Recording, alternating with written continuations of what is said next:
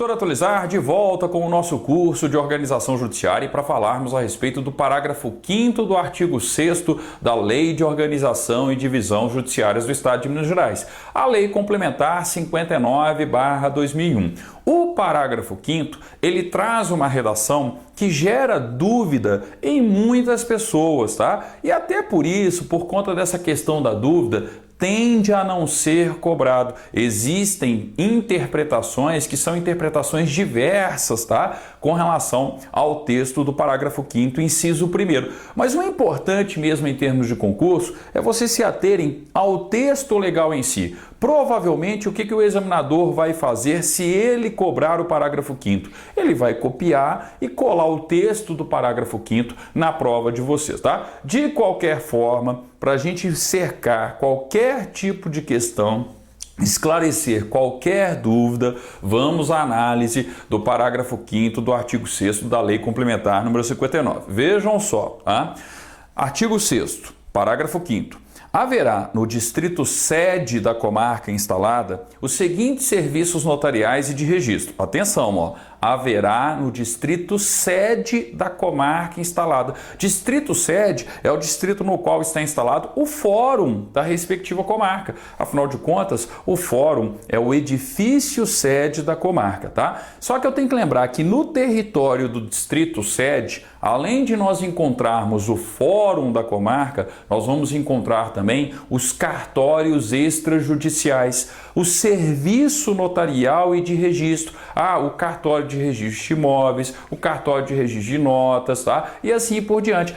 Professor, preciso saber a competência, as atribuições de cada um dos cartórios existentes? Claro que não. Isso é tema para quem se prepara para o concurso, para o serviço notarial e de registro. Para os concursos do TJ, de uma maneira geral, basta o conhecimento do parágrafo 5º do artigo 6º da Lei de Organização Judiciária, tá? Então vejam só, voltando ao texto da lei. Parágrafo 5º. Haverá no distrito sede da comarca instalada os seguintes serviços notariais e de registro. Inciso 1º. Marquem o inciso 1º. Aqui é que gera a dúvida, tá? Aqui que nós temos, né, a dúvida. Ó. Inciso 1º.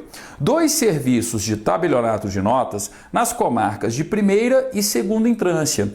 E nas de entrância especial, grifem, nas de entrância especial, mais um tabelionato de notas por vara acima de 10, até o máximo de 10 tabelionatos de notas na comarca, tá? Então vejam só, com relação às comarcas de primeira e segunda entrância, não tem dúvida, eu vou ter no mínimo 2 cartórios para registros de notas, 2 tabelionatos de notas, tá?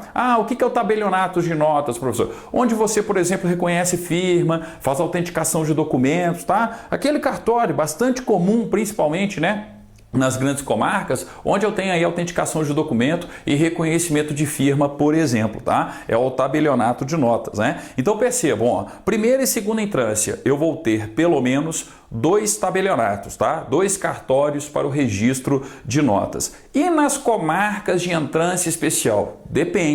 Depende do número de varas que aquela comarca de entrância especial tem. E lembrando que existe um máximo, existe um teto para o número de cartórios de notas existentes nas comarcas, tá? Qual que é o teto em Minas Gerais? 10 cartórios. Tanto é que Belo Horizonte tem 10 ofícios, 10 cartórios de registros de notas. Inclusive o 10º cartório, ele está instalado na rua Guajajaras, entre Espírito Santo e Rio de Janeiro. Exatamente, entre a rua Espírito Santo e a rua Rio de Janeiro ali, ó, na Guajajaras, eu tenho o 10º tabelionato de notas, né, existente aí, instalado na comarca de Belo Horizonte. Belo Horizonte tem muito mais do que 10 varas, muito mais, né? Varas do que grande parte das comarcas, mas aí eu tenho o teto sendo respeitado, que é o teto de 10 cartórios de notas existentes, tá? Então vejam só, qual que é o texto aqui que gera essa certa dúvida por parte do aluno, por parte do candidato? É quando eu falo da comarca de entrância especial, porque até mesmo existem 2 interpretações com relação a esse texto final. Vejam só, nas de entrância especial, mais um tabelionato de notas por vara acima de 10, até o máximo de 10 tabelionatos de notas na comarca. Então imagine o seguinte, tá? Vamos supor, isso é difícil, tá? Mas vamos supor que o Tribunal de Justiça faça a seguinte questão no concurso. Eu estou falando das comarcas de entrância especial. Essa regra com relação ao tabelionato de notas aqui só vale para as comarcas de entrância especial. Uma comarca de entrância especial já possui naturalmente o mínimo. E qual que é o mínimo de tabelionatos de notas, tá, existentes? Eu preciso de ter 2 cartórios de notas, tá? Então eu tenho 2 lá, que já é o mínimo que toda comarca tem. Lembrando que as comarcas de primeira e segunda entrância já possuem esses 2 cartórios para o registro de notas, tá? E aí é o seguinte, eu vou ter mais um cartório por vara, tá? Por vara acima de 10, ok? Então, quando eu falo que eu vou ter mais um cartório por vara acima de 10, significa dizer, em uma interpretação, o seguinte: se eu tenho uma comarca de entrância especial com 11 varas, tá? Se eu tenho uma comarca de entrância especial com 11 varas, eu preciso lembrar que ela já tem o mínimo, que são os 2 cartórios de registro de notas. E ela possui mais uma vara acima da 10ª vara. Então teria mais um cartório para registro de notas, o que corresponderia a 3 cartórios, 3 tabelionatos para o registro de notas, tá? Então, nessa primeira interpretação, dada inclusive por muitos professores, a cada vara instalada acima de 10, nós teríamos o direito de ter mais um cartório, mais um tabelionato de notas naquela respectiva comarca. Lembrando sempre do limite máximo. Qual que é o limite máximo? 10 cartórios, 10 tabelionatos de notas. Nenhuma comarca do estado de Minas Gerais tem mais do que 10 tabelionatos de notas, tá? Essa é uma interpretação extremamente comum, tá? E que talvez por isso seja até aquela utilizada pelo Tribunal de Justiça no seu concurso. Eu acho que o TJ, se for fazer uma questão, provavelmente ele vai fazer uma questão em uma comarca de entrância especial com 11 varas. Por quê? Porque existe uma outra interpretação também. Uma outra interpretação no qual você teria mais um cartório, mais um tabelionato de registro de notas a cada 10 varas instaladas. Então, por exemplo, se eu tenho mais um cartório com 11 varas, eu teria outro cartório quando eu tivesse mais 10 varas instaladas. Então, a cada 10 varas instaladas é que a comarca teria condições de ter mais um serviço notarial para o registro de notas, tá? Então, em termos práticos, existem 2 interpretações. Uma interpretação que fala um cartório, um tabelionato de notas por vara acima de 10. Então, se tem 11 varas, eu vou ter 3 cartórios. Se tem 12 varas, 4 cartórios. A cada vara instalada acima de 10, eu teria um novo tabelionato de notas na comarca. Porém, existe uma outra argumentação, um outro entendimento, dizendo que não condiz com um critério de demanda essa interpretação inicial e que naturalmente pela questão da demanda da necessidade do serviço, nós teríamos que ter um cartório de registro de notas a cada 10 varas instaladas. Entenderam? Então percebam a diferença, tá? Uma interpretação é uma interpretação mais literal, voltada essencialmente para o texto do parágrafo 5º, inciso 1º, no qual cada vara acima de 10, criaria mais um tabelionato de notas na comarca, até o limite máximo de 10. Na outra interpretação, onde se levaria em conta a real necessidade de demanda, de existência de um cartório de registro de notas na comarca, eu teria mais um cartório de registro de notas a cada vara instalada e não simplesmente né? Se eu tenho 11 varas, mais um cartório. Se eu tenho 12 varas, mais outro cartório. 13 varas, outro cartório e assim por diante. Nesse segundo entendimento, de 10 em 10 varas instaladas, eu teria direito a mais um cartório, mais um tabelionato de notas, tá? Não se preocupem muito com essa divergência. É muito improvável que o Tribunal de Justiça faça uma questão abordando essas duas interpretações. A tendência do examinador, se ele cobrar o parágrafo 5º, tá? É fazer uma cobrança literal. Então, é fazer uma cobrança com base no próprio texto em si, né? Vai estar lá na prova de vocês, ó. Nas comarcas, haverá no distrito sede da comarca instalada os seguintes serviços notariais e de registro. Inciso 1º, 2 serviços de tabelionato de notas, na comarcas de primeira entrância e segunda entrância. Então, comarca de primeira e segunda entrância tem quantos? 2, é o mínimo que toda comarca vai ter no tocante ao tabelionato de notas.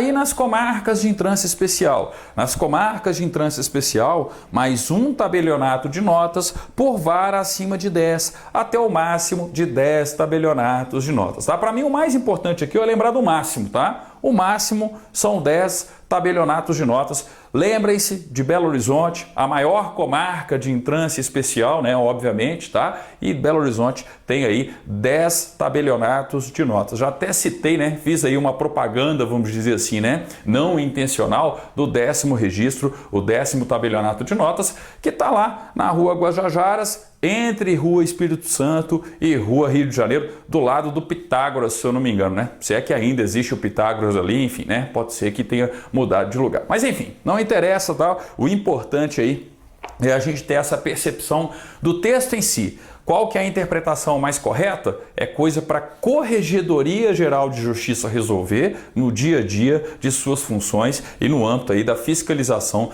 dos cartórios, do serviço notarial e de registro, ok? Então atenção aí com o inciso 1º. E além do tabelionato de notas, o que vai ter também no distrito sede da respectiva comarca? Seguindo aí o parágrafo 5º, ó. Inciso 2º, um serviço de registro de imóveis. Inciso 3º, um serviço de registro das pessoas naturais, interdições e tutelas. O cartório extrajudicial, o serviço notarial, onde eu tenho ali, né, certidão de nascimento, certidão de óbito, o casamento civil, tá? Então eu estou falando aqui do serviço de registro das pessoas naturais, interdições e tutelas. Inciso 4º, um serviço de protesto de títulos. Eu tenho um cheque, sou comerciante e recebi um cheque sem fundo, vou protestar extrajudicialmente, né, aquele cheque que é um título de crédito extrajudicial. Vou procurar qual cartório? Eu vou procurar o cartório de protesto de títulos, tá? E além disso, um serviço de títulos, um cartório, tá, extrajudicial,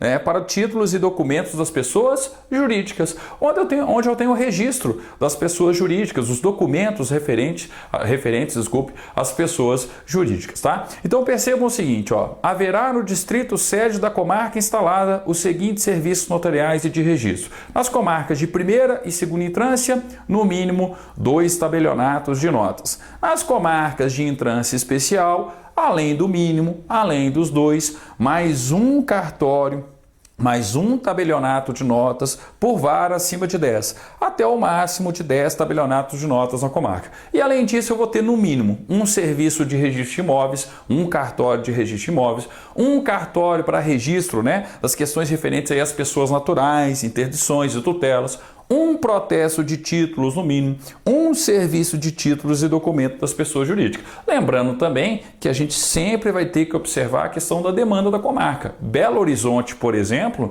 não tem apenas um cartório para o registro de imóveis, não tem apenas um cartório para o registro das pessoas naturais, interdições e tutelas. Mas vocês precisam saber o que orienta, qual é a regra para definir o número de cartórios com relação a essas especialidades? Não. A única regra prevista na Lei de Organização Judiciária que vocês precisam prestar atenção é a do inciso 1º, se é que ela vai ser cobrada, tá? Então, ó, não se assustem com o parágrafo 5º, tá? Na minha opinião, a questão mais provável do artigo 6º não está no parágrafo 5º, mas sim no parágrafo 1º do artigo 6º. Lembrar que uma comarca vai ser criada por lei complementar e instalada por resolução do Tribunal de Justiça, da Corte Superior do Tribunal de Justiça. Se porventura perguntarem essa questão do cartório, apliquem a literalidade do texto, a literalidade da Lei Complementar número 59/2001. Ok? Vamos finalizar por aqui. No nosso próximo vídeo, nós vamos falar a respeito do artigo 7º. Uma comarca pode ser suspensa? O artigo 7º vai responder isso pra gente, tá? Obrigado e até o nosso próximo encontro.